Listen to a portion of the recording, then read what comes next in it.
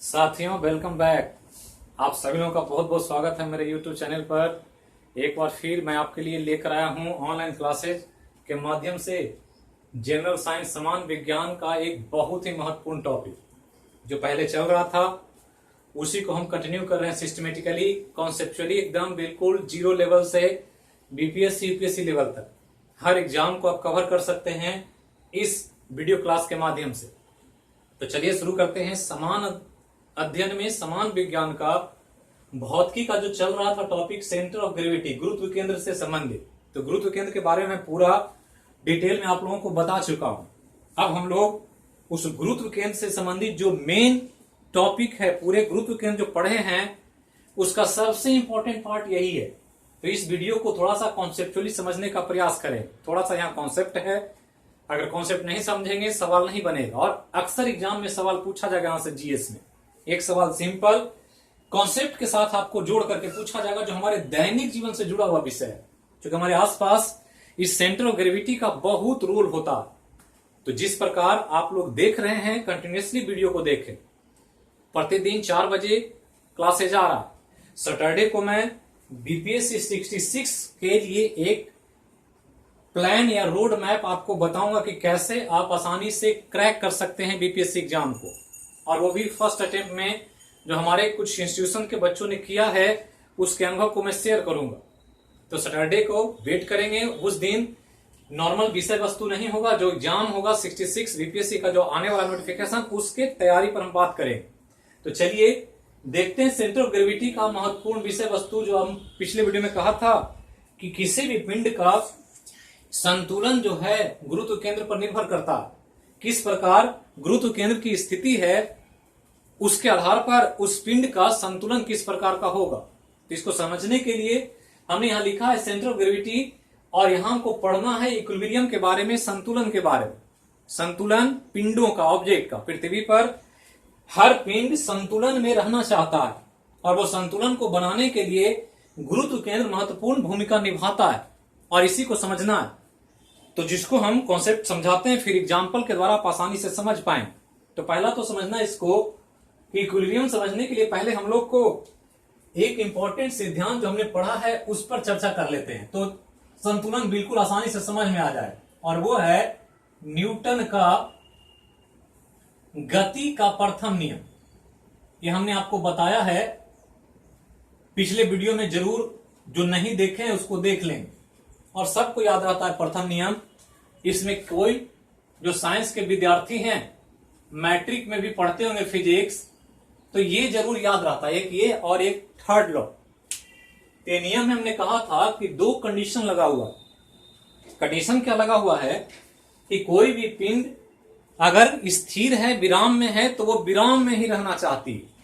पहला point Newton का। दूसरा कि अगर कोई पिंड एक समान गति से चल रही है तो उसी गति से चलते रहना चाहते, मतलब रुका हुआ है वो रुके रहना चाहता है, चलना नहीं चाहता। मोटा व्यक्ति को देखते हैं, बैठ जाता है एक बार तो उठना नहीं चाहता है। उसको पानी भी लेना होगा तो वो आहरा देंगे, किसी किसी को बोलेंगे अरे पानी पिलाओ। उठना ही नहीं चाहते, हिलना ही नहीं चाहते। जो दुबला पतला होता है वो एक्टिव होते हैं, जल्दी उठ करके चले जाते हैं। तो ये संतुलन को दर्शाता है, या न्यूटन लॉ को शो करता है। तो ध्यान रखना है कि प्रथम नियम का पहला कंसेप्ट है कि जो पिंड विराम में है वो विराम में रहना चाहता है, और जो पिंड एक बार गति पकड़ लिया वो रुकना नहीं चाहता है। जब चलना शुरू कर देगा तो वो रुकना नहीं चाहेगा, और यही न्यूटन फर्स्ट लॉ कहता। लेकिन ये दोनों स्थिति तब तक होती है जब तक कोई उस पर बाह्य बल ना लगे। ये हमने बताया था फर्स्ट लॉ में। मतलब कि पिंडों की स्थिति बदलने के लिए एक बल चाहिए, ये ध्यान रखना। तो बल लगाया जाता है, तो बल लगाने से अगर बल लगाया जाए तो पिंड में दोनों चीजें बदलती है, स्थिति बदलती है। मतलब जो विराम में है वो गति में आ सकता है, विराम में था वो गति में आ सकता है। मतलब रुका हुआ है, बैट से मार दिया तो गेंद चलने लगता है। गेंद पहले स्थिर था, बैट से हिट किए, बैट बॉल पर हिट किया बल से, बॉल चलने लगा। क्यों? क्योंकि उसको बल लगाया गया। यहां बल लगा, जो गेंद विराम में था वो चलने लगा। और कोई गेंद अगर चल रहा है, गति में है, तो आप उसको आगे से रोकेंगे, रोकना मतलब फोर्स लगा रहे हैं, रोकेंगे तो फिर वो गेंद स्थिर हो जाएगा।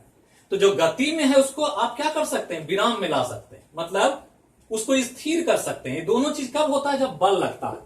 यही कहा था न्यूटन ने, और इसलिए कहा जाता है कि न्यूटन ने बल के बारे में बताया। पूछता भी है जीएस में कि बल के बारे में किसने बताया था, तो न्यूटन ने बताया था। तो बल क्या है कि पिंडों की स्थिति को बदल देता है, विराम को गति में ला देता है, गति को विराम में ला देता है, स्पीड बढ़ा देता है, घटा देता है। सब पढ़ चुके हैं हम लोग पिछले वीडियो में, आप जाकर प्लेलिस्ट में एक एक करके देखें। तो ये कब होगा, जब एक बल लगेगा, असंतुलित बल। लेकिन यहां कंडीशन हमको संतुलन में रखना, और संतुलन क्या है कि संतुलन जब भी होता है तो ध्यान रखना है, दो या दो से अधिक बल की यहां बात होती है।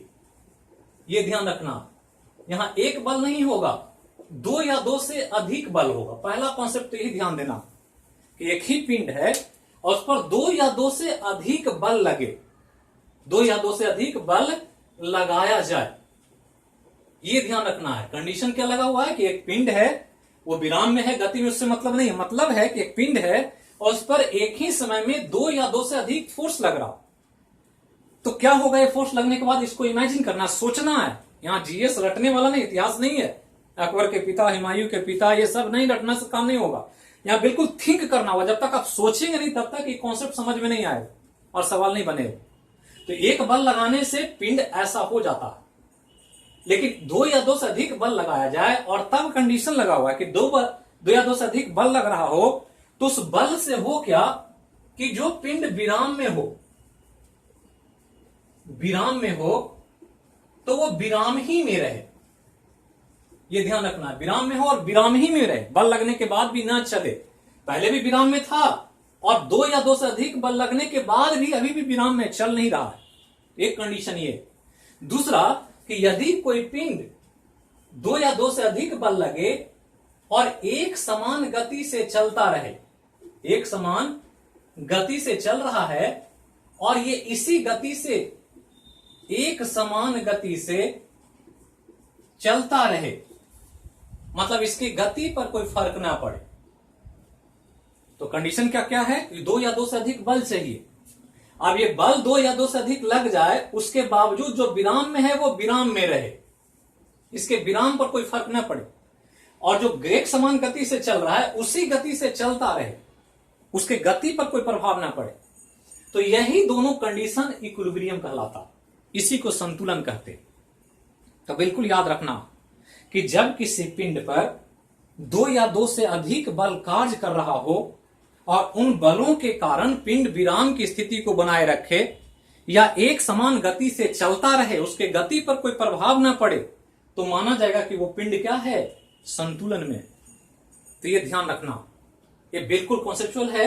अब इसको हम समझाते हैं, एग्जाम्पल देखें। देखो थ्योरी हो गया कि ये हम कॉन्सेप्चुअली पढ़ लिए, थ्योरी ऐसा होता, समझने के लिए बिल्कुल आसान है। अब ऐसे समझें कि एक टेबल है, एक टेबल है और इस टेबल पर एक बुक रखा हुआ। सिंपल एग्जांपल दे रहे हैं, आप समझ जाएंगे बिल्कुल आसानी से।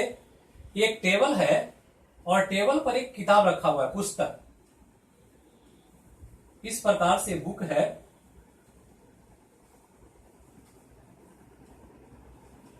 ये रखा हुआ है। कुछ ही चीज का बुक हो सकता है, बुक समझे, कोई वस्तु समझे, कुछ भी समझ सकते हैं। अब ये बुक ऐसे ही एज यूजुअल रखा हुआ है। रखा हुआ मतलब विराम में की गति में है, तो सबको पता है कि रुका हुआ है मतलब विराम में। अब इसको करे क्या कि एक व्यक्ति इधर से इसको 20 न्यूटन का बल लगा दे और इधर से एक व्यक्ति 20 न्यूटन का बल इधर से लगा दे। दो फोर्स लग गया, 20 न्यूटन का इधर से, 20 न्यूटन का इधर से। किताब एक रखा हुआ है, एक आदमी पकड़कर इधर खींचे और उतना ही ताकत से एक व्यक्ति इधर खींचे पुस्तक किधर जाएगा, किधर जाएगा? सबको पता है कि कहीं नहीं जाएगा। क्यों? क्योंकि दोनों फोर्स बराबर है। ये फोर्स 20 न्यूटन का इधर लग रहा है, इधर भी 20 न्यूटन का लग रहा है, मतलब टोटल फोर्स घटा देंगे तो इधर प्लस है, अपोजिट डायरेक्शन, इसलिए दोनों को घटाएंगे तो जीरो हो जाएगा। तो जीरो हो गया मतलब ये पुस्तक जहां है वहीं रहेगा। अगर एक बल लगाते तो ये चलने लगता इधर, लेकिन अपोजिट इधर से भी लगा दिया उतना ही बल जितना उधर लग रहा था, तो जैसे ही बराबर हो गया नहीं चलेगा। तो तो 2 बल तो ये लग रहा है, और ये 2 बल लगने के बाद भी पुस्तक स्थिर है, तो कहेंगे पुस्तक क्या है, संतुलन में। अब इसका इतना ही फोर्स नहीं लग रहा है, और भी फोर्स लग रहा है। तो एक फोर्स जो लग रहा है इस पर ध्यान देना है कि एक फोर्स जो है, हम इसको नीचे से दिखा रहे हैं, तो एक फोर्स लग रहा है टेबल के द्वारा, और टेबल के द्वारा इस पर एक फोर्स लग रहा है नीचे की तरफ, इसके भार से, जो किताब का भार है W, यह भार से टेबल को दबा रहा, और बदले में टेबल पुश कर रहा है किताब को किधर, ऊपर, जिसको नॉर्मल रिएक्शन कहते, जो कहा था न्यूटन थर्ड लॉ में कि प्रत्येक क्रिया के बराबर और विपरीत प्रतिक्रिया होती है। तो 2 फोर्स तो ये लगा दिया आपने, जो बाहर से लगाया, और एक फोर्स जो है किताब लगा रहा है टेबल पर। हम खड़े हैं जमीन पर, तो हमारा भार जमीन को दबा रहा है। यही अगर फ्लोर हार्ड ना हो, गद्दा हो, दलदल हो, तो आदमी धंस जाता है। क्यों धंसता है? क्योंकि वेट उसको दबा रहा है। लेकिन फ्लोर अगर हार्ड है तो फ्लोर पुश करता है ऊपर, इसलिए हम खड़े रहते हैं। गद्दे पर जाएं, बेड पर, रुई की तकिया का हो, रुई पर खड़ा हो, तो रुई धंस जाती है, क्योंकि वो रिएक्शन फोर्स नहीं दे पाता। कीचड़ में फंस जाता आदमी, क्यों? क्योंकि रिएक्शन फोर्स नहीं मिलता। हम सड़क पर चलते हैं, क्योंकि जितना ताकत से हम सड़क को दबाते हैं, सड़क उतना ही ताकत से हमारे पांव को प्रेस करता है, इसलिए हम चल पाते। अगर सड़क प्रेस करना छोड़ दे तो आदमी चल नहीं पाएगा। और यही स्थिति यहां है कि ये दोनों फोर्स यहां लग रहा है, ये 2 फोर्स आपने लगाया, तो ये दोनों और ये दोनों, चारों फोर्स लगने के बावजूद ये पिंड क्या है, रेस्ट में है, विराम में। फर्स्ट इसको संतुलन में माना जाए। एक ये हो गया। दूसरा एग्जांपल हम दें कि एक सड़क है, और ये सड़क जो है फ्रिक्शन लेस है। फ्रिक्शन लेस का मतलब जिसमें घर्षण नहीं, बिल्कुल चिकना है, स्मूथ है, कोई घर्षण बल ही नहीं। और इस घर्षणहीन सतह पर एक गेंद लुढ़क रहा है ऐसे एक समान गति से, जिसका वेग 5 मीटर पर सेकेंड। अब ये चल रहा है 5 मीटर पर सेकेंड से एक समान गति से, यहां लगा हुआ है एक समान गति, यूनिफॉर्म मोशन कहते हैं इसे। तो एक समान गति से चल रहा है, तो ऐसे चलते रहेगा। क्योंकि फ्रिक्शन नहीं है, फ्रिक्शन होता तो धीरे धीरे गति कम जाती, लेकिन यहां फ्रिक्शन तो है नहीं, तो फ्रिक्शन है तो एक गेंद चलता रहेगा, रुकेगा नहीं, एज यूजुअल चलता रहे। तो यहां क्या हो रहा है कि यहां पर फोर्स तो मोशन के कारण है, चूंकि एक समान गति में त्वरण 0 होता है, हमने पढ़ाया है आपको, वीडियो में जरूर देखें सिस्टमेटिकली। तो फ्रिक्शन एक समान गति है, त्वरण 0 है, त्वरण 0 इसलिए बल 0 है, लेकिन एक फोर्स तो लग रहा है यहां पर। इसके द्वारा जो भार है वो सड़क को दबा रहा है W वेट से, और सड़क इसको धकेल रहा है ऊपर नॉर्मल फोर्स से, और ये गेंद यहीं पर अपना एक समान गति बनाए हुए। तो एक समान गति से चल रहा हो बल लगने के बाद भी, तो संतुलन में कहेंगे। या कोई रेस्ट में है और बल लग रहा हो कहीं फिर भी रेस्ट में है, तो कहेंगे पिंड संतुलन में। तो संतुलन का 2 कंडीशन कि 2 या 2 से अधिक बल लग रहा हो, बल लगने के बाद विराम का पिंड विराम में रहे, और जो एक समान गति से चल रहा है वो एक समान गति में चलता रहे। तो ऐसे पिंडों को हम मानेंगे कि वो पिंड क्या है, संतुलन में, इक्विलिब्रियम में। अब यहां इक्विलिब्रियम 2 तरह का हमने लिखा, स्टैटिक इक्विलिब्रियम और डायनेमिक इक्विलिब्रियम। स्टैटिक मतलब स्थिर होता, और डायनेमिक मतलब गतिशील होता। बिल्कुल सिंपल समझना। एग्जाम्पल देगा आपको एग्जाम में, जो भी उदाहरण हमारे आसपास दिखता है वहीं से सवाल पूछता, कुछ अलग नहीं पूछता। और मैं आपको दिखाऊंगा कैसे एग्जाम में पूछा जाता है, और जब आप सुनेंगे तो आपको लगेगा कि बिल्कुल ऐसे ही तो पूछता। तो ध्यान दें कि एक इक्विलिब्रियम है जिसको स्टैटिक कह रहे हैं, और एक डायनेमिक है। स्टैटिक मतलब स्थिर होता, कोई भी चीज, स्टेशन मतलब रुकने वाला जगह। ट्रेन कहां रुकती है? स्टेशन पर रुकती है। क्यों? क्योंकि स्टेशन नाम ही दिया गया रुकने के लिए। और जब गतिशील होता है तो उसको डायनेमिक कहते हैं। तो एक होता है स्टैटिक और एक डायनेमिक। तो ध्यान रखना है कि स्टैटिक इक्विलिब्रियम कब होगा, जब पिंड विराम में हो, कि फोर्स लगे और फोर्स लगने के बाद भी वो विराम की स्थिति को बनाए हुए, तो मानेंगे कि वो स्टैटिक इक्विलिब्रियम। मतलब इस स्थिति में पिंड फोर्स लगने के बाद भी अपने विराम की स्थिति को बनाए रखता, चलता नहीं है, वरना घूमता।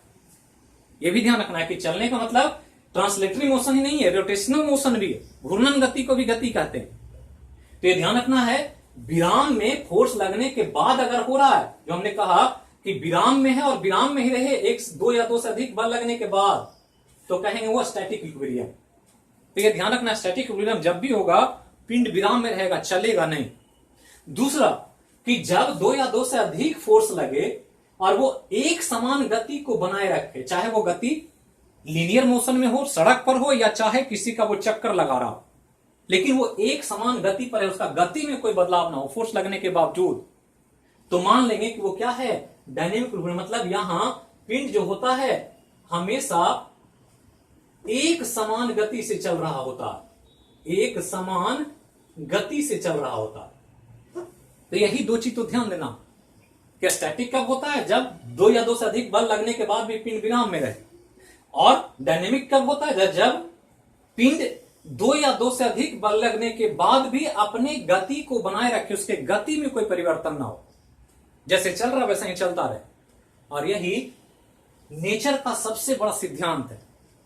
अब यहां जो स्टैटिक और डायनेमिक इक्विलिब्रियम हम लोग को जो पढ़ना है, उसको हम एग्जांपल से आपको समझाते हैं, ताकि आपको चीजें बिल्कुल स्पष्ट हो जाए और इसमें कोई किसी तरह का कंफ्यूजन न रहे। तो यही दो इक्विलिब्रियम पढ़ना। अब एग्जांपल हम देते हैं, उस पर थोड़ा सा ध्यान दीजिएगा कि कहां पर क्या हो रहा। अब यहां पर हम एक एग्जांपल दें, एग्जांपल ही बहुत इंपॉर्टेंट है। पहला एग्जांपल है कि एक तराजू है, इसे ये तराजू है और तराजू का ये दो बटखारा है, पलड़ा है, और इस पर कुछ वजन रखा गया और तराजू हॉरिजॉन्टल है, इसे हॉरिजॉन्टल है। तो इस स्थिति में पूछ दे कि तराजू जब संतुलित होता है, हॉरिजॉन्टल पोजीशन में होता है, तो ये कौन इक्विलिब्रियम है? तो क्या आंसर करेंगे? आंसर दीजिए जल्दी। तो यह क्या है, तराजू ऐसे हॉरिजॉन्टल, मतलब ना इधर जा रहा है ना इधर जा रहा है, बराबर है पल रहा, तो रेस्ट में है, विराम में, और विराम में रहता है तो क्या कहते हैं, स्टैटिक इक्विलिब्रियम। क्यों? क्योंकि यहां पर जो फोर्स लग रहा है, इधर इसको खींच रहा है, यहां कुछ सामान रखे इधर खींच रहा है, दोनों खींच रहा है, लेकिन जा कहीं नहीं रहा, ये बराबर हो गया, हॉरिजॉन्टल पोजीशन में आ गया। अगर भारी होगा तो ये मूव करेगा, ऐसे चलने लगेगा ये। अगर इधर ज्यादा चढ़ा देंगे तो इधर झुक जाएगा, इधर ज्यादा चढ़ाएंगे इधर झुकेगा, तो झुक जाएगा तो फिर इक्विलिब्रियम में नहीं होगा। यहां क्या है कि स्थिर है, मतलब ये क्या है, स्टैटिक इक्विलिब्रियम में। अब एग्जांपल दे रहे हैं, आप ध्यान देंगे कि एक एटम होता है, परमाणु, ये इसका नाभिक है, और नाभिक के बाहर एक ऑर्बिट है, इसमें प्रोटॉन है, न्यूट्रॉन है, और एक इलेक्ट्रॉन घूम रहा है। पूछ दे कि ये इलेक्ट्रॉन घूम रहा है, गति कर रहा है, ये कौन इक्विलिब्रियम? तो हमने कहा गतिशील जब भी होगा तो कौन इक्विलिब्रियम, डायनेमिक इक्विलिब्रियम। यहां ध्यान रखना है कि स्टैटिक मतलब पिंड विराम में रहेगा, वो लीनियर मोशन हो, ट्रांसलेटिव मोशन या घूर्णन गति, उससे फर्क नहीं पड़ता, विराम में होना चाहिए। और यहां जैसे ही डायनेमिक आ गया मतलब ये गतिशील हो, तो इलेक्ट्रॉन तो घूमता रहता है, स्थिर नहीं रहता, लेकिन अपनी गति से घूमता है, इसके गति में कभी परिवर्तन नहीं होता। पूछ दे कि ये सूर्य है, सन, और सन के चारों ओर पृथ्वी ऐसे चक्कर काटती है, या पृथ्वी ही नहीं, जितने भी 8 ग्रह हैं वो सब चक्कर काटता है। तो ये जो ग्रह है इसको घूम रहा है, सूर्य की परिक्रमा कर रहा है, ये कौन इक्विलिब्रियम में होता है ग्रह? तो क्या कहेंगे, घूम रहा है, और घूम रहा है और यूनिफॉर्म मोशन में घूम रहा है। यूनिफॉर्म में है कि नहीं, किन्हीं को दुविधा तो नहीं है कि यूनिफॉर्म में नहीं है। आपको पता होगा कि पृथ्वी जब चक्कर काटती है सन का, तो चक्कर काटने में 365 दिन लेती है, तो 1 साल बीत जाता, जिसके कारण ज्योग्राफी में पढ़ते हैं कि ऋतुएं बदल जाती है, कभी जाड़ा, गर्मी, बरसात जो होता है ये घूर्णन गति से होता है, ये घूम जो रहा है इसे।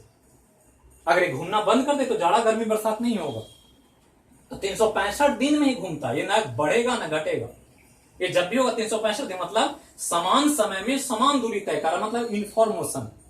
और यूनिफॉर्म मोशन में घूम रहा है, बल लगने के बावजूद, फोर्स इधर लग रहा है, इधर फोर्स लग रहा है, इधर ग्रेविटेशनल फोर्स लग रहा है, इधर सेंट्रीफ्यूगल फोर्स लग रहा है, इसके कारण ये घूम रहा है। तो 2 से अधिक फोर्स लग रहा है, 2 या 2 से अधिक फोर्स, और फिर भी ये अपनी गति पर कायम है, इसलिए क्या हो गया, ये डायनेमिक इक्विलिब्रियम का उदाहरण।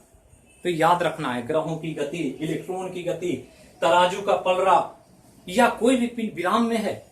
एग्जाम्पल ही दे दे कि एक गेंद है जिस पर 2 फोर्स लग रहा है, और दोनों फोर्स लगने के बावजूद ये गेंद स्थिर है, तो कौन इक्विलिब्रियम, तो स्टैटिक इक्विलिब्रियम। तो जब विराम में हो गया 2 या 2 से अधिक तो स्टैटिक इक्विलिब्रियम, और जब गति में आ गया 2 या 2 से अधिक फोर्स और गति यूनिफॉर्म हो, एक समान गति कर रहा हो, गति में कोई बदलाव ना हो, तो मान लेंगे डायनेमिक इक्विलिब्रियम। लेकिन ये दोनों होता क्यों? तो इतना तो समझ लिए होंगे, और इतना समझने के बाद अब इसके एक्चुअल कॉन्सेप्ट पर चलते हैं कि आखिर ऐसा हो क्यों रहा है कि फोर्स भी लग रहा है और फिर भी पिंड की स्थिति में कोई परिवर्तन नहीं हो रहा। जो विराम में है वो विराम में ही रहता है, और जो एक समान गति से है वो उसी गति से चलते रहना चाहता। तो इसी को थोड़ा सा हम लोग को समझना, और समझना क्या है कि संतुलन की शर्तें होती है कि कोई भी पिंड संतुलन में हो तो संतुलन में होने के लिए क्या शर्त है, क्या कंडीशन है कि वो संतुलन में रहेगा। यही 2 चीज पूछेगा एग्जाम में कि संतुलन में रहने की शर्तें क्या होती है, यही पूछ दे। तो ध्यान रखना है कि 2 शर्तें हैं संतुलन की, ये 2 कंडीशन होगा तभी माना जाएगा कि पिंड संतुलन में, नहीं तो ये दोनों शर्त नहीं फॉलो होगा, पिंड संतुलन में नहीं रह सकता। पहला, जो पहला कंडीशन है कि किसी पिंड पर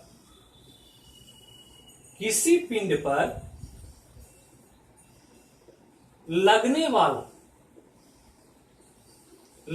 वाला कुल बल, ऑल फोर्स, कुल बल बराबर 0 होना चाहिए। पहला कंडीशन कि कोई पिंड तभी संतुलन में होगा, उस पर जितना बल लग रहा है उसको जोड़ दिया जाए तो 0 हो जाना चाहिए। जब तक ये बल 0 नहीं होगा तब तक पिंड संतुलन में नहीं होगा। अभी हमने कहा था कि यहां पर एक गेंद है, ऐसे इस गेंद पर इधर 20 न्यूटन का बल लगाया आपने और इधर 20 न्यूटन का लगाया। इसके अलावा ये सतह पर रखा हुआ है तो इसका वेट नीचे लग रहा है W, और पृथ्वी इसको धकेल रही है उतना ही फोर्स ऊपर से। तो टोटल फोर्स क्या हो गया? ये टोटल फोर्स इस गेंद पर निकालें तो 20 न्यूटन इसको कैंसिल किया तो 20 और -20 और प्लस W और -N, चूंकि W और N बराबर है तो टोटल जोड़ देंगे तो क्या होगा? ये 0 हो जाएगा। और इसी वजह से ये गेंद यहां स्थिर है। अगर ये 0 नहीं होता तो स्थिर नहीं होता, जिधर मान बड़ा हो जाता उधर गेंद चलने लगता। तो ध्यान रखना है कि कोई भी पिंड संतुलन में तभी होता है जब उस पिंड पर लगने वाला कुल बल क्या होना चाहिए? 0। यही दे देगा बीपीएससी जैसे एग्जाम में कि किसी पिंड को संतुलन में रहने के लिए उस पर लगने वाला बल का मान होना चाहिए कितना? 0 होना चाहिए, पहला। दूसरा कि किसी पिंड पर, वही पिंड है और किसी पिंड पर लगने वाला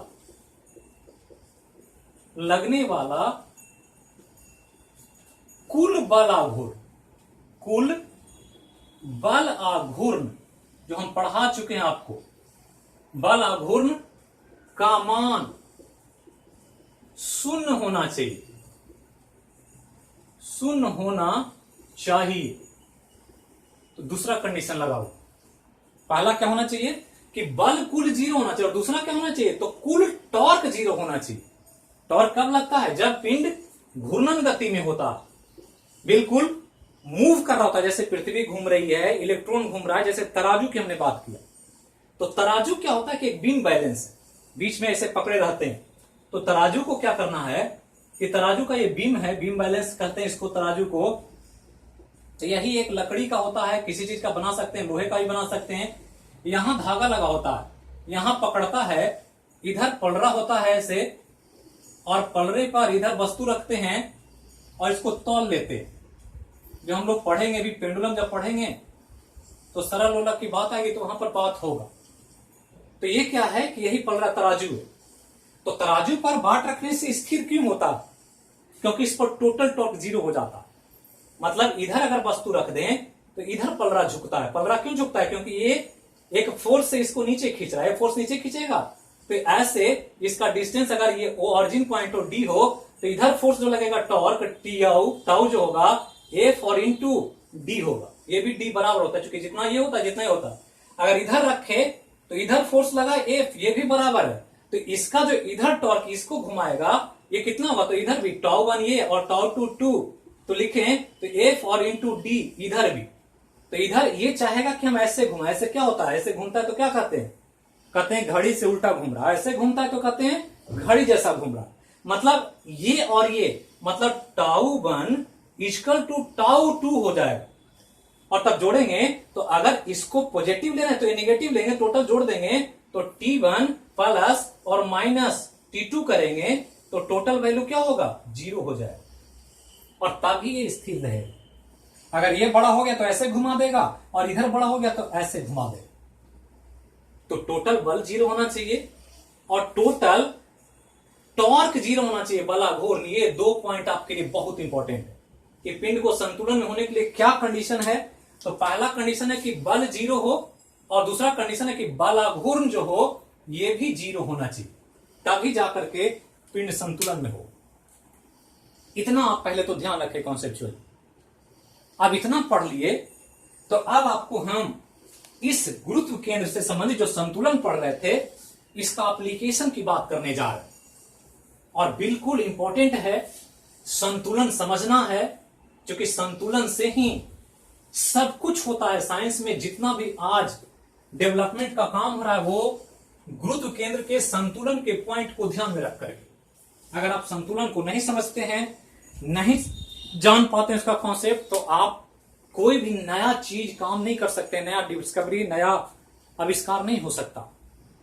अब इसी के आधार पर, इस संतुलन के आधार पर, जो संतुलन हो रहा है किसके कारण, ग्रेविटी, सुल्टन ग्रेविटी का। अब ये जो स्टैटिक और डायनेमिक इक्विलिब्रियम है, इसको जब हम बांटते हैं तो यह 3 प्रकार का होता है। मतलब संतुलन पिंडों में 3 प्रकार के होते हैं। ये बहुत इंपॉर्टेंट है, ये ध्यान रखना। मतलब संतुलन कितने प्रकार के, 3 प्रकार। एक तो संतुलन कैसा है उसके आधार पर ये, और सेंटर ऑफ ग्रेविटी के पोजीशन के आधार पर संतुलन 3 प्रकार। पहला जो संतुलन है यहां इधर लिख रहे हैं, इसी में हम समझा भी देंगे। पहला जो है संतुलन, इसका नाम है अस्टेबल इक्विलिब्रियम। अस्टेबल इक्विलिब्रियम पहला। दूसरा जो संतुलन है इसका नाम है अनस्टेबल इक्विलिब्रियम। और तीसरा जो है इसका नाम है न्यूट्रल इक्विलिब्रियम। तीनों को ध्यान रखें। इक्विलिब्रियम ही है, संतुलन पढ़ दिया आपने, संतुलन क्या है, क्यों संतुलन होता है, संतुलन के पीछे का विज्ञान क्या। अब यहां पर जब समझेंगे तो पता चलेगा कि मंदिर जो बनता है वो मंदिर ऊपर जाते जाते पतला क्यों हो जाता है। पेड़ जो पृथ्वी उगाती है, पेड़ नीचे चौड़ा होता है, जैसे जैसे ऊपर जाता है उसका तना पतला हो जाता है। गाड़ी जो डिजाइन होती है नीचे में ज्यादा चौड़ा होता है, ऊपर जाकर के वो पतला हो जाता है। तो ये सब इसी से पता चलता है, और इसी को समझेंगे तो बिल्कुल आसानी से जो भी पूछेगा वो आप बता पाए। हमने कहा था पिछले क्लास में कि मनुष्य का बच्चा चलने में 1.5-2 साल ले लेता है, लेकिन गाय का बछड़ा जो होता है वो बहुत जल्दी चल लेता है, जन्म लेता है और within half an hour, 10 minute 15 minute में वो चलना शुरू कर देता। तो क्यों चलता है, ये सब इसी विज्ञान से पता चलता। तो 3 तरह के संतुलन पढ़ना हम लोग, और तीनों को ध्यान देंगे। अस्टेबल मतलब होता है अस्थाई, अस्थाई। इक्विलिब्रियम मतलब संतुलन, अनस्टेबल मतलब होता है अस्थाई, और न्यूट्रल मतलब होता है उदासीन। तो यही 3 संतुलन है। कभी दे देगा अस्थाई संतुलन, कभी दे देगा अस्थाई संतुलन, कभी देगा उदासीन संतुलन। अब इसको हम समझा रहे हैं आपको एक उदाहरण के द्वारा। चित्र बना रहे हैं और चित्र को समझ लेंगे, बिल्कुल आप आसानी से सारा सवाल का आंसर कर देंगे। चित्र जो बनाने जा रहे हैं उस पर ध्यान देंगे। चित्र जो है ये एक बेस है, सतह है ये, और इस सतह पर एक पानी का बोतल है। ये पानी का बोतल हम बना रहे हैं, कोई अच्छा बॉटल या चित्र नहीं बनेगा, लेकिन आपको कॉन्सेप्ट समझना।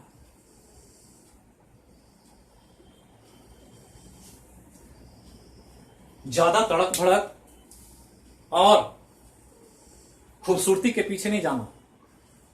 खूबसूरती बहुत कष्टकारी होती है, बहुत दुख देती है, बहुत कष्ट होता।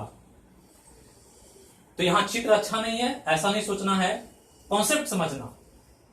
कहा जाता है काम प्यारा कि चांद प्यारा। अकबर बीरबल की कहानी सुने होंगे कि घड़ा जो था अकबर के दरबार में वो मिट्टी का रखा हुआ था, सुंदर नहीं था,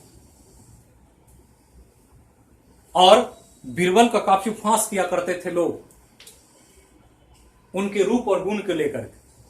तो बीरबल बहुत दिमाग के तेज व्यक्ति थे। उन्होंने एक बार क्या किया कि उस मिट्टी के घड़े के जगह बहुत सुंदर सा सोने का घड़ा लगा दिया और पानी रख दिया। और अगले दिन अकबर को पानी जब डिमांड किया गया तो उसी से पानी दिया गया।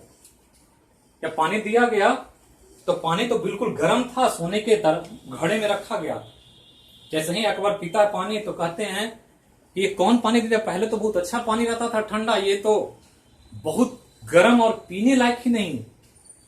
तो बीरबल ने कहा कि अरे आपको तो सुंदर सुंदर चीजें पसंद है, तो घड़ा बहुत सुंदर बनवाया गया और इसमें तो पानी बहुत अच्छा होना चाहिए। तो अकबर को बात समझ में आ गई कि घड़ा की सुंदरता मायने नहीं रखती है, घड़ा का काम मायने रखता। और इसलिए ध्यान रखना है कि जब भी आप कोई काम करें तो बाहरी अट्रैक्शन पर ध्यान ना दें। यहां हमने कहा चित्र बना रहे हैं, इसके कॉन्सेप्ट पर ध्यान दीजिए। अब ये बोतल है तो बोतल एक ऐसे है, इसी बोतल को हम थोड़ा सा शेप बदल देते हैं। शेप बदलते हैं मतलब शेप यही है, लेकिन हम रखने का तरीका बदलते हैं। बोतल को इस प्रकार से रख देते हैं, यही बोतल है सेम, लेकिन शेप बदला गया। और शेप आप बता सकते हैं क्या बदला गया इसमें, तो पूछ देगा कि इन में और दोनों में क्या अंतर है, तो कहेंगे जस्ट इसका उल्टा है और कुछ नहीं। और तीसरा एक शेप है जो बिल्कुल अलग है दोनों से, बोतल वही है लेकिन रखने का तरीका बदल गया। ये बोतल को अब ऐसे रखा गया। ध्यान रखना कि बोतल बहुत अच्छा नहीं बना रहे हैं हम, लेकिन आप इसके सुंदरता पर नहीं जाएंगे, आपको कॉन्सेप्ट समझना कि क्या हो रहा। तो 3 बोतल हो गया, एक ही बोतल है 3 तरह के पोजीशन में रखा हुआ। यहां बोतल जो है आधार पर रखा गया, इसको आधार कहते हैं, इसको शीर्ष कहते हैं। यहां शीर्ष पर रखा गया और यहां किनारे पर लिटा कर रखा गया। तीनों को रखने में क्या कॉन्सेप्ट है इसी को समझना है, समझ जाएंगे सेंटर ऑफ ग्रेविटी इक्विलिब्रियम से सारा सवाल आप बना पाएंगे। और जीवन में कोई भी आपके सामने ग्रेविटी की बात आएगी तो आप तुरंत बता देंगे कि हो क्या रहा। जो बहुत सारे एग्जांपल हम आपको देंगे तो आपको बिल्कुल स्पष्ट हो जाए। अब तीनों को रखने से क्या फर्क पड़ेगा इसको समझे। फर्क क्या पड़ता है कि एक व्यक्ति आता है और इसको फोर्स लगाता है, इसे थोड़ा सा पुश करता है, थोड़ा सा, ज्यादा नहीं, इतना फोर्स करता है कि थोड़ा सा इसका बेस यहां से ऊपर उठ जाता है। वही बोतल है, फोर्स लगाया इधर से, धकेला हाथ से, तो जो बोतल ऐसे रखा हुआ था ये बोतल अब ऐसे हो गया, ऐसे ये उठ गया, इसका बेस एक तरफ से। वही बोतल है लेकिन इसका बेस उठ गया और ये इस प्रकार से ऐसे हो गया, इसको धकेला ऐसे तो ये वाला बेस एक साइड से उठ गया। अब होगा क्या कि जैसे ये अब धकेल रहे हैं, इसको प्रेस करने से, उंगली से थोड़ा सा पुश करेंगे हल्का, तो इधर से उठने लगेगा, तो ऐसे उठा हुआ। लेकिन जैसे ही उंगली छोड़ेंगे तो फिर ये बोतल ऐसे मूव करेगा और वापस इसी पोजीशन में आ जाएगा। आएगा कि नहीं आएगा, किन्हीं को शक है, दुविधा है, तो घर में जाकर प्रैक्टिस करें। अगर घर में बगल में बोतल है तो रखें, इसको ऐसे पुश करें, थोड़ा सा, इन्हें के पूरा ताकत ही लगा दें। वो एकदम लठ मार वाला नहीं करना है कि आहिस्ते करना है, वही भी चीज नजाकत से करें, डेलिकेट करें, छुए स्पर्श करें तो किसी को अच्छा लगना चाहिए। ऐसा नहीं कि नोच ही लें। सावन में जाते हैं तो लगता है सब शंकर भगवान का शरीर ही नोच देगा सब, तो शंकर भगवान से खुश नहीं होते होंगे, काफी गुस्सा होते होंगे कि अगर उनको छुड़ाया ना जाए तो पतला शिवलिंग कबाड़ के लोग घर लेके चला गए और एकदम परेशान होता है, ऊपर से लठ चलता रहता है, फिर भी नहीं छोड़ते शंकर भगवान को। पता नहीं उनको लगता है कि अब तो शंकर भगवान जो हैं इनको छोड़ना नहीं है, लेके जाना है घर उठाकर। तो रावण नहीं ले जा सका, हम लोग कैसे ले जा सकते हैं? उतना बड़ा बलशाली व्यक्ति से भी जब शंकर भगवान नहीं गए श्रीलंका, तो आम आदमी की वजूद ही क्या, तो नजाकत से कर शंकर भगवान को अच्छे से करेंगे, बढ़िया से सभी सेक करेंगे तो खुश हो जाएंगे। तो वही नजाकत है कि थोड़ा सा पुश करें, तो पुश करेंगे तो वापस छोड़ेंगे तो वापस ये फिर आ जाएगा। ऐसे क्यों आया ऐसे? अब यही पूछ दे कि पुश करके हटा देंगे वापस आ जाता है, क्यों? क्योंकि ये काम कर रहा है ग्रेविटी। अगर ये नहीं होता तो वापस नहीं आता। तो कैसे आता है इसको समझें कि यहां पर जो था इसमें भरा हुआ है पानी, बोतल का खाली भी हो सकता है, पानी भरा हुआ। तो यहां देख रहे हैं कि नीचे चौड़ा बेस है, ऊपर गया जैसे जैसे बेस पतला हो गया है। तो चौड़ा नीचे मतलब पार्टल नीचे ज्यादा है, ऊपर कम है। और हमने कहा था ग्रेविटी के बारे में कि ग्रेविटी उधर होता है सीजी जिधर मास ज्यादा होता। तो पूछ दिया आपको कि इस बॉटल का पानी भरा हुआ ऐसे रखा हुआ है तो सीजी कहां होगा? तो मान लेते हैं कि इसका ये सेंटर पॉइंट है, आधा आधा है, आधा लेंथ इतना, आधा ऊपर। तो सीजी जो होगा इसके नीचे होगा, ये ध्यान रखना। जब भी होगा सीजी इस लाइन के आधा से नीचे होगा, यहां होगा मान लेते हैं। और सीजी क्या होता है? सीजी पर ऐसे फोर्स लगाता है सेंटर ऑफ ग्रेविटी डब्ल्यू बराबर एम जी, पृथ्वी इसको खींचती है इसलिए सीधा हो जाता। तो ऐसे है तो नीचे लग रहा है ऐसे, तो बोतल को खड़ा रखे, ये लगना छोड़ दे तो खड़ा नहीं रहेगा। अब ये जो है, अब सीजी क्या हुआ? आप सीजी को ऊपर ले जा रहे हैं। सीजी को कहां ले जा रहे हैं? ऐसे करेंगे तो मान लिया यहां था, ये जब बोतल उठेगा तो सीजी भी क्या होगा? ऊपर जाएगा। ये सीजी तो यहां है, अब देख रहे हैं कि यहां था, अब ऐसे किए तो थोड़ा सा इसका हाइट ऊपर चला गया, ऊपर चला गया। अब ये सीजी चाह रहा है कि हम वापस अपने पोजीशन पर आ जाए। तो ये जो फोर्स लग रहा है पृथ्वी का ऐसे, ये एम जी इसको खींचेगा नीचे। जब खींचेगा नीचे तो ये बोतल सीधा हो जाएगा, ये ध्यान रखना। तो क्यों हुआ? क्योंकि सी जी नीचे में है। तो क्या समझ में आ गया? तो स्टेबल इक्विलिब्रियम का दो कॉन्सेप्ट। पहला ध्यान रखना कि पहला कि जब किसी पिंड में ऐसे बल लगाएं कि गुरुत्व केंद्र ऊपर चला जाए, गुरुत्व केंद्र ऊपर जाए, इससे बल लगाने से, पहला ध्यान रखना कि बल लगाएं तो गुरुत्व केंद्र ऊपर चला गया, नॉर्मल से ऊपर उठ गया। लेकिन बल हटाएं तो वापस पुराने स्थान पर पहुंच जाए, जहां पहले था वहीं चला आएगा, पुराने स्थान पर आ जाए। अगर ऐसा हो रहा है तो कहेंगे पिंड स्टेबल इक्विलिब्रियम। बिहार में बहुत ज्यादा वक्त नहीं बीता, 7-8 साल पीछे चले जाएं तो बिहार की आधा से अधिक सड़कें चलने योग्य नहीं थी। गाड़ियां चलती थी तो लोगों के सांसें अटक जाती थी कि गाड़ी जो झुका है खड़ा होगा कि नहीं होगा ये, क्योंकि गाड़ी में एक साइड गड्ढे होते थे। पहिया जब गड्ढा में जाता था तो गाड़ी लगता था कि अब पलटेंगे यार, फिर गाड़ी खड़ी हो जाती थी। तो क्यों खड़ी होती थी? क्योंकि गाड़ी स्टेबल इक्विलिब्रियम में थी। अगर वो स्टेबल इक्विलिब्रियम नहीं होता तो बस एक बार झुकेगी तो फिर खड़ा ही नहीं होगी, वो गिर ही जाएगी। तो कंपनी जो डिजाइन करती है वो इस रूप में करती है कि गाड़ी झुके भी तो फिर आसानी से खड़ा हो जाए, वो गिरने पलटी ना मार दे। और यही होता है कि जब गाड़ी बनती है तो उसका बेस में नीचे भार ज्यादा होता है, जो नीचे वाला ग्राउंड होगा उसका इंजन नीचे होगा, प्लेटफॉर्म बहुत भारी बना होगा, टायर नीचे होगा, सब कुछ भारी नीचे होगा। तो नीचे भारी हो तो सीजी नीचे होगा। अब बस ऐसे झुकी तो सीजी ऊपर गया, लेकिन जैसे ही गाड़ी टर्न करेगा तो फिर सीजी उसको खींच करके इधर लाएगा तो फिर बस खड़ी हो जाएगी, गाड़ी पलटेगी नहीं। तो ऐसा होने के लिए क्या होना चाहिए? आपसे पूछ दिया जाए कि कोई पिंड स्टेबल इक्विलिब्रियम में कब हो सकता है, क्या आंसर करेगा? कब हो सकता है? तो तब हो सकता है जब पिंड का गुरुत्व केंद्र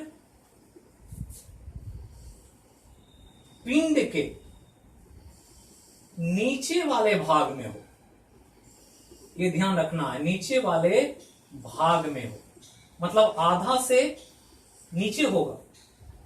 जब सीजी ऊपर हो जाएगा तो फिर वो स्टेबल इक्विलिब्रियम में नहीं हो।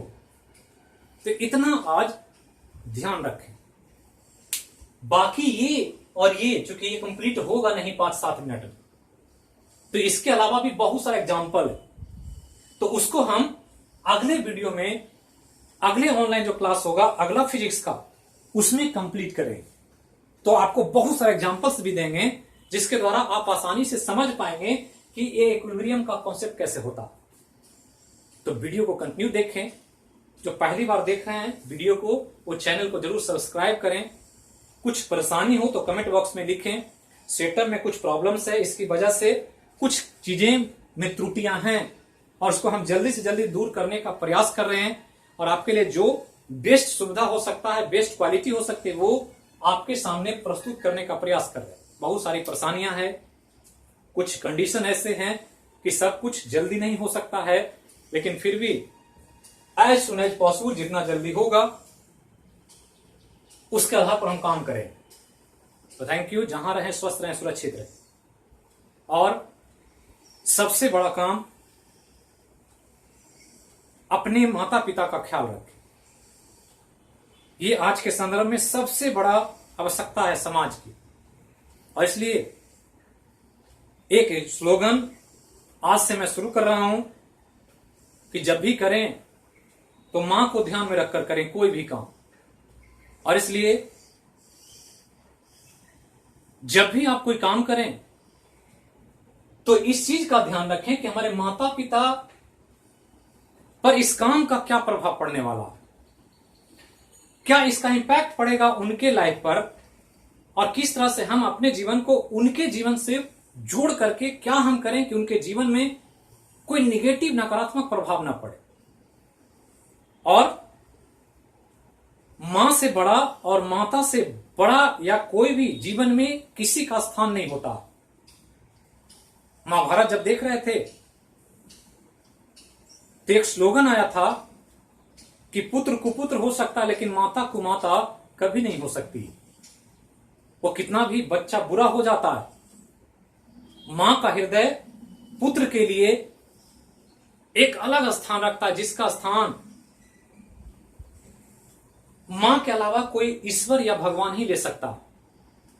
तो इसी को ध्यान रखें और कोई काम करें तो अपने माता पिता के चेहरे और फेस को ध्यान में रखकर करें, ताकि कोई भी गलत कदम आप उठा ही ना पाए। तो इस चीज को ध्यान रखें और फिर मिलेंगे। कल आपको केमिस्ट्री, रसायन विज्ञान का क्लास मिलेगा जिसमें हम लोग मोर कॉन्सेप्ट का कुछ क्वेश्चंस को डिस्कस करें। करंट अफेयर आएगा, आप उसके लिए हड़बड़ाएं नहीं, हम उसके लिए प्लान कर रहे हैं, जो सुबह प्रतिदिन 7 बजे जाए। तो थैंक यू। जहां भी रहें स्वस्थ रहें, सुरक्षित रहें।